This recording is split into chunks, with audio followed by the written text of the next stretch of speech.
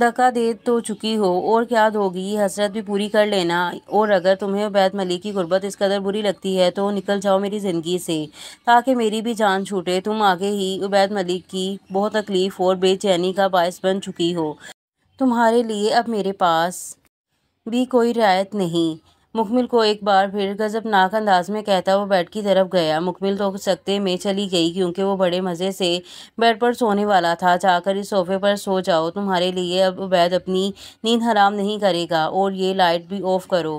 کمال کی بے مروتی اور بے حسی سے وہ مکمل کا ہونک زدہ اور سوجا منہ دیکھ کر داڑھا اور بلینکٹ سینے تک تانے سر کے نیچے سے ایک تکیہ منہ پر رکھے کروٹ بدل گیا۔ مجھے صوفے پر نیند کیسے آئے گی، اور اندھیرے میں تو ہرگز نہیں، میں تو لائٹ آن کر کے سوتی، نہ یہ والی۔ مکمل رونی صورت بنائے صدمے میں چھوٹی ٹیوب لائٹ کی طرف اشارہ کیے بولی تو عبید نے منہ سے تکیہ ہٹائے ایک گھوری سے نوازا۔ محترمہ کا تو سارا رونا اب حلق میں پھنسا تھا۔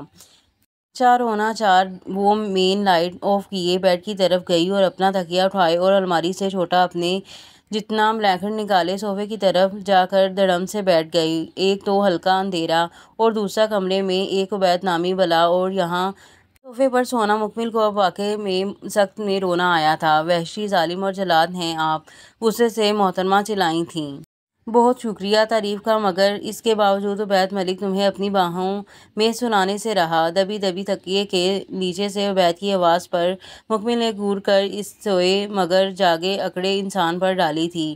دل تو مکمل کا سچ میں اس جلاد کو جھنجھوڑنے کا کیا تھا، مگر وہ منہ بصورتی وہیں صوفے پر چھوٹا سا بلینکٹ تانے سمٹ کر لیٹ گئی۔ آج بیچاری کو ڈر سے کہاں نیند آنے والی تھی۔ یا اللہ اس بندے کے دل میں رحم ڈال دیں، یہاں مجھے عجیب عجیب چیزیں نظر آ رہی ہیں۔ ہائے وہ دیوار کے ساتھ کیا ہے؟ مکمل نے ڈرتے ڈرتے منہ سے کمبل ہٹا کر روئی سی آواز میں سامنے دیکھا تو دیوار پر کھڑکی کے فول پردے کے کنارے کا سایہ دیکھ کر باقاعدہ لرزتی ہوئی پھر سے کمبل میں گھس گئی۔ عبید تکیے کو ہلکا سا اوپر کیے اپنی ذرا آنکھیں کھول کر مکمل کی طرف دیکھے مسکرایا، جو کمبل میں یوں دبکی تھی جیسے اسے کوئی واقعی کھانے والا تھا۔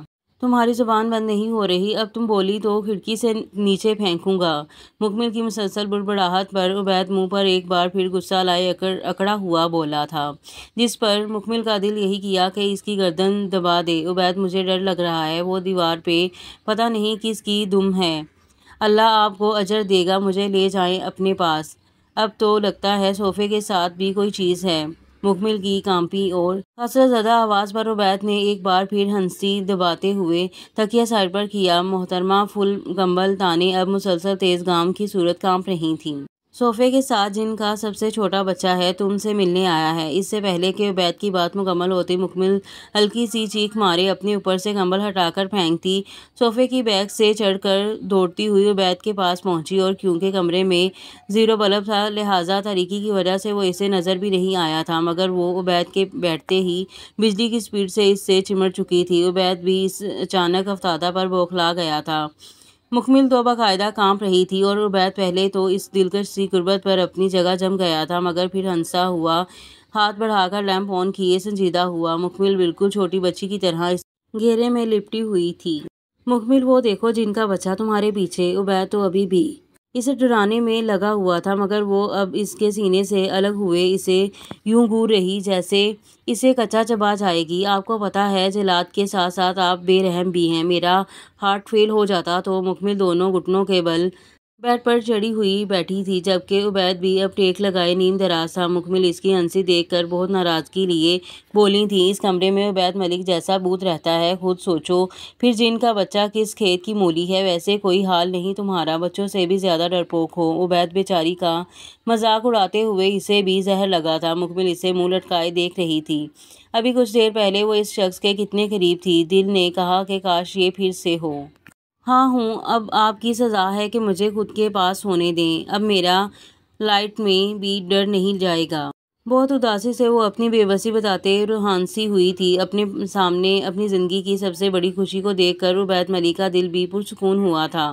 آج وہ بھی تو پہلی بار مکمل کے اس قدر قریب ہوا تھا۔ اس کی گرفت میں کتنی شدت تھی، ویسے ہی شدت جیسی عبید ملک چاہتا تھا۔ میں تمہیں خود کے سامنے تک نہیں دیکھ سکتا اور تم پاس کا کہہ رہی ہو۔ تم یہاں سو جاؤ، میں اندر چلا جاتا ہوں۔ لاپرواہی اور بے حسی سے وہ اپنا بلینکٹ ہٹائے اٹھ جاتا اگر مکمل اسے نہ روکتی۔ پلیز عبید، آپ مجھے جتنی مرضی تکلیف دے لیں پر یہ نہیں۔ سچی مجھے اب ڈر لگ رہا ہے، میں اکیلی کیسے سو پاؤں گی؟ پلیز صرف آج۔ میں سوتے میں صرف ہاتھ پیر کے علاوہ کچھ نہیں چلاتی۔ اتنی سنجیدہ گفتگو کا اختتام کرتے وہ دونوں ہی مسکرائے تھے، مگر عبید فوراً اسے منہ پر تنا انکار لا چکا تھا۔ لیکن میری کوئی گارنٹی نہیں ہے، یہ نہ ہو رات کو تمہارا گلا دبا دوں، ایسے بھی تو مر جاؤ گی نا تم۔ اچھا ہے، ڈر ڈر کے مر جاؤ، ہٹو پیچھے۔ مکمل کو پیچھے دھکیلتا ہوا وہ تو دنیا کا سب سے ظالم شخص ہی لگا تھا۔ بس مکمل اب رونے کے سوا اور کوئی چارہ نہیں تھا۔ اپنی شرٹ ٹھیک کرتا وہ اب جوتے پہنتا ہوا لطف اندوز ہوتے ہوئے مکمل کو مڑ کر دیکھ رہا تھا، جو بس اب داڑے مار مار کر رونے والی تھی، کروٹ پھیرے لیٹ رہی تھی۔ عبید نہ جائیں نا، اللہ جی یہ بندہ کتنا برا ہے۔ ڈر تو اب سچی کا آنسو لے آیا تھا۔ روتی ہوئی وہ عبید ملک کو اب واقعی نظر ثانی پر مجبور کر رہی تھی۔ مکمل اب بیڈ پر عبید کی جگہ سنبھال کر لیٹتے لیٹتے دکھ میں دہائی بھی ساتھ ہی دیے جا رہی تھی اور وہ اسے اس کے پیچھے کھڑا سن کے مسکرا رہا تھا۔ کل میں نے بھی انہیں سوئمنگ پول میں دھکا نہ دیا تو میرا نام بھی مکمل نہیں، برتھ ڈے کیک وہیں کاٹیں گے۔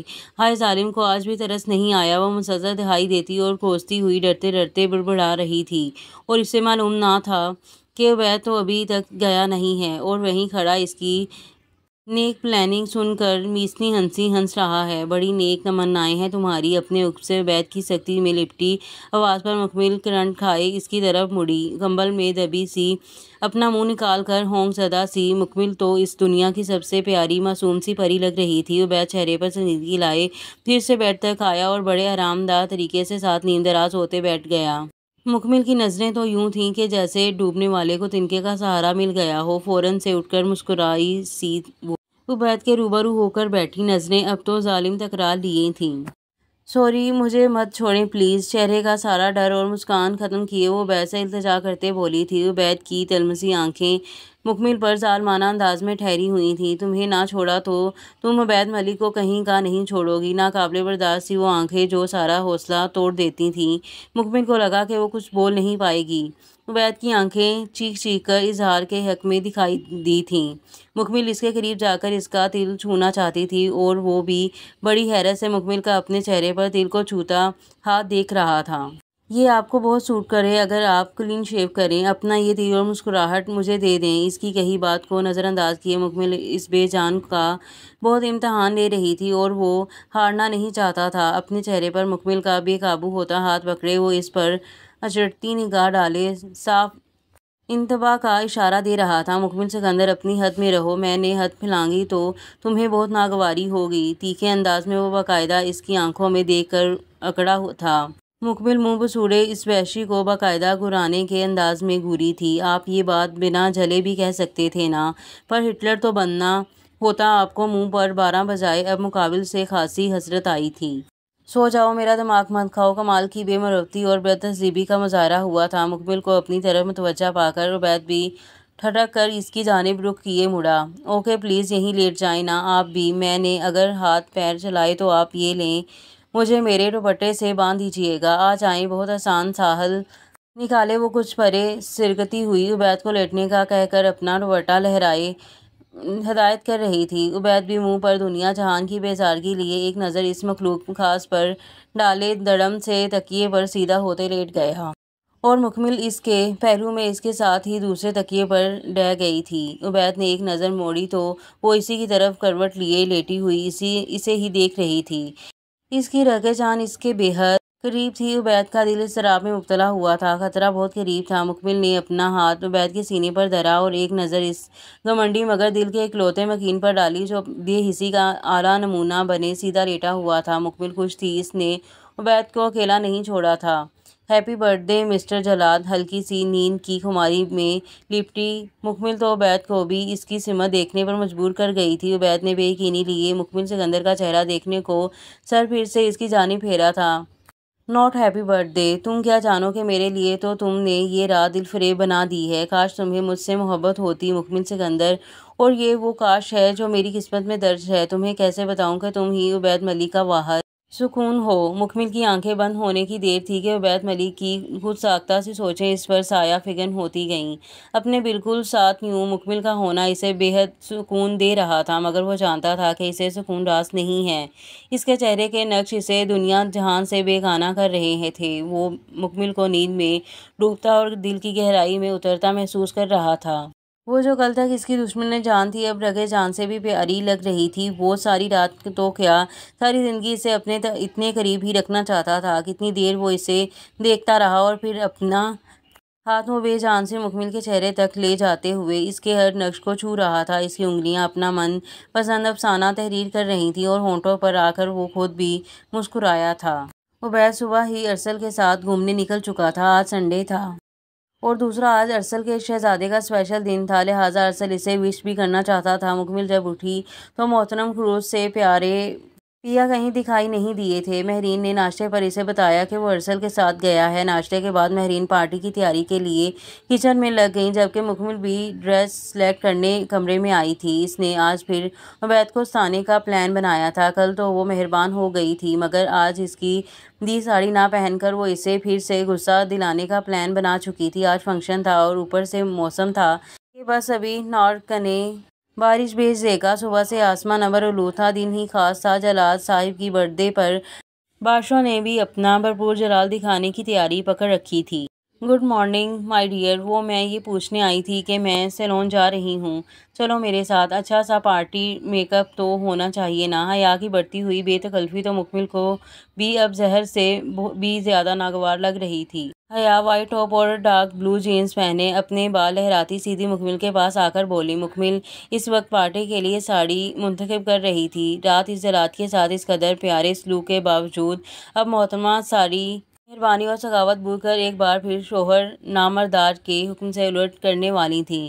بیڈ پر جا بجا خوبصورت اور دیدہ زیب ملبوسات دھرے تھے، دو تین بہت ڈارک شیڈ کی ساڑیاں بھی خاص توجہ کا مرکز تھیں۔ حیا کی بات پر وہ رخ پھیرے چہرے پر تھوڑا شگفتہ سا پن لائے نفی میں سر ہلا رہی تھی، جس پر حیا کا شوق سا تاثر بھی قابل دیکھ تھا۔ مجھے میک اپ وغیرہ کا اتنا کریز نہیں ہے، میں ایسے ہی ٹھیک ہوں۔ مکمل نے منہ پر بظاہر مسکان لائے اسے ٹالا تھا، مگر حیا اب سر ہلاتی اس کے بیڈ پر پھیلے ملبوسات پر نظر ڈالتی آگے بڑھی تھی۔ اف مکمل، تم اتنی بورنگ ہو تو نہیں جتنی بن رہی ہو۔ آج تمہیں سب سے بیسٹ لگنا ہے۔ میں کچھ نہیں سن رہی، تم چل رہی ہو تو بس چل رہی ہو۔ حیا تو نہ سننے کے موڈ میں تھی ہی نہیں۔ مکمل کیا بتاتی کہ تیار ہونا اس کے لیے کتنا بڑا خطرہ ہے، مگر اب حیا بھی ٹلنے والی نہیں تھی۔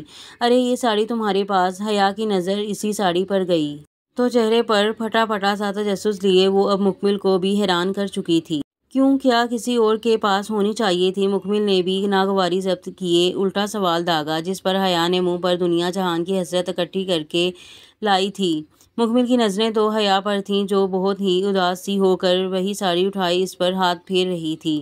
دل میں تو شعلے اٹھ رہے تھے، پر باہر اس نے فی الوقت اپنی اداکاری کا لبادہ اوڑھ رکھا تھا۔ نہیں نہیں، اب اس پر تمہارا ہی حق ہے۔ حیا کا لہجہ خاصا تر سا ہوا تھا۔ مکمل تو اپنی چیز اس کے ہاتھ میں دیکھ کر بے چین ہو چکی تھی۔ کیا مطلب؟ پہلے کس کا تھا؟ مکمل نے اپنے چہرے کی بے قراری چھپائے پوچھا تو حیا نے وہ ساڑی بڑے سخاوت آمیز انداز میں مکمل کے ہاتھ میں پکڑائی اور ایک سرد آہ لیے وہیں بیڈ پر بیٹھ گئی۔ تم سے کیا چھپانا یار، یہ ساڑی عبید نے میرے سامنے میرے لیے لی تھی، عبید نے ہی دی ہوگی، ظاہر ہے اب تمہیں ہی دینی تھی۔ میں نے تو انکار کر دیا تھا، میری اور اس کی چوائس کبھی ایک سی نہیں ہو پائی، اسی لیے تو آج وہ کہاں ہے اور میں کہاں۔ خیر شیطان بھی حیا کی اداکاری پر رشک زدہ ہوا ہوگا، مگر مکمل جھوٹ سن کر بھی آب بگولا ہو چکی تھی۔ دل تو چاہ رہا تھا عبید اور حیا دونوں کو ہی گلا دبا کے مار دے، ایک کے ٹارچر ختم نہیں ہوئے تھے اور اس کی سر پھری عاشق مکمل کا ذہنی سکون تباہ کرتی جا رہی تھی۔ اگر یہ عبید نے میرے لیے لی تھی تو اس حیا کو کیسے پتہ چلا؟ کیا یہ واقعی عبید نے حیا کے سامنے لی تھی؟ کہیں میں ہی خوش فہم ہو کر عبید ملک کا اعتبار تو نہیں کر بیٹھی؟ ابھی تک اس شخص نے بھی تو نہیں کہا کہ وہ مجھ سے پیار کرتا ہے، نہ ہی حیا سے پیار نہ کرنے کا انکار کیا ہے۔ یہ لڑکی میرا دماغ خراب کر رہی ہے۔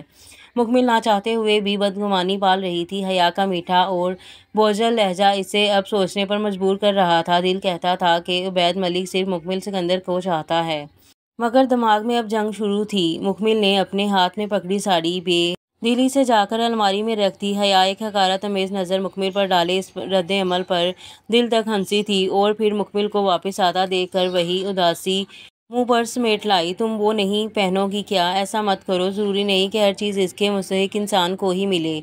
مکمل کا دل اب اس حیا کا منہ زبردستی بند کرنے کا کیا تھا۔ وہ آگے ہی الجھ رہی تھی اور ایک یہ جلے پر نمک چھڑک کر اسے مزید ہلکان کر رہی تھی۔ مکمل نے منہ سیدھا کرتے سر ہلایا اور دوبارہ سے اپنے ڈریس دیکھنے میں لگ گئی۔ اچھا چھوڑو اسے، یہ پہننا، یہ رنگ تم پر قیامت لگے گا، اور ہم 1 گھنٹے تک سیلون جائیں گے، یاد رکھنا۔